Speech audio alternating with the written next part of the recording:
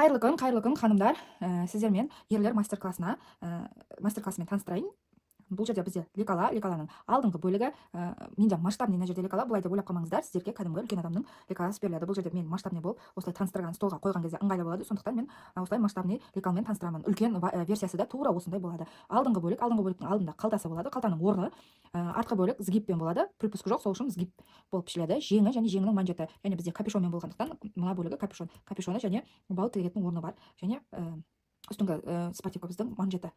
Мына жерде бізде шалбардың артқы бөлігі, алдыңғы бөлігі, қалтасы, бачогы, поясы. Мынадан 2 штук, мынадан 2 штук. Каждый лекалда бізде қанша штук қиямыз, қанша штук болады, қай жерде сгип, оның барлығы осы лекалда сіздерде жазылып тұрады. Мен бұл жерде масштабный кіші версиясы болғандықтан ештеңе жазбадым. Сіздерде барлық информация осы лекалда болады. Еш қиындықсыз бастай аласыздар. Қазір енді материалдағы қиған спорт киімімді көрсетемін. Соған қарап, жаңағы жасай берсеңіздер болады.